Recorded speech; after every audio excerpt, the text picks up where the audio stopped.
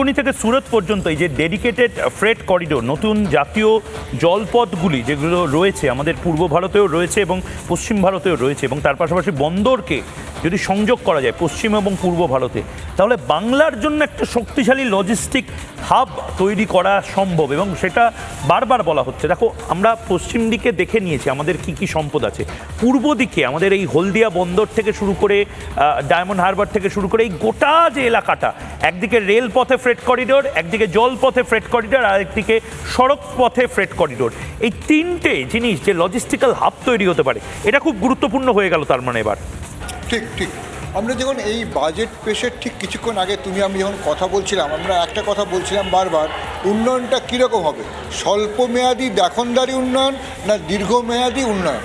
এখানে আজকের বাজেট যেটা আমরা দেখতে পাচ্ছি, এটা কিন্তু একটা সুদূর প্রসারী ভাবনা থেকে করা হয়েছে, অর্থাৎ দীর্ঘমেয়াদী উন্নয়নের কথা ভাবা হয়েছে। এবং ঠিক এই জায়গাটায় তুমি যেটা বলছিলে, দুর্গাপুরের যেটা করিডোর করা হয়েছে, শিল্প করিডোর, যেটা হচ্ছে দুর্গাপুর ইস্ট কোস্ট করিডোর যেটাকে বলছে, বা ডানকুনিতে যে ফ্রেট করিডোরের কথা বলছে, বা যে তুমি যে বললে জলপথে যে নতুন 6টি জলপথে নির্মাণের কথা বলা হচ্ছে, সব ক্ষেত্রেই দেখা যাবে এগুলো কিন্তু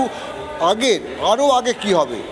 আগামী দিনে কি হবে, সেই ভাবনাগুলো কার্যপ্রসূত করা হয়েছে। তারপরে এই চারিপাশে যে একটা শিল্পাঞ্চল যে রুগ্নভাবে ঢুকছিল, ওই জায়গাটায় যেন নতুন করে কোরামিন পাবে,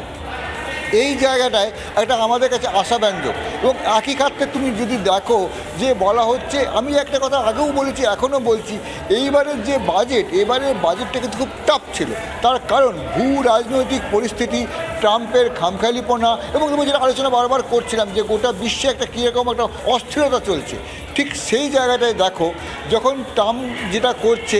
ডলারটাকে মগডালে নিয়ে যাওয়ার চেষ্টা করছে, ঠিক সেই জায়গাটায় যেটা করলো, আজকে যে ঘোষণাগুলো করলো, একের পর এক যে ঘোষণা লিথুয়ানিয়ান থেকে শুরু করে বিভিন্ন জায়গায় যে ট্যাক্স করলো, শুল্ক কমিয়ে দেওয়ার ব্যাপারটা করলো, অর্থাৎ ট্রাম্পের যে চেষ্টা, মানে আমেরিকান প্রেসিডেন্টের যে চেষ্টা ভারতের অর্থনীতির উপর নিজের একটা ক্ষমতা বজায় রাখা, সেই জায়গাতে একটা মুক্ত করার একটা প্রচেষ্টা লক্ষ্য করা গেছে।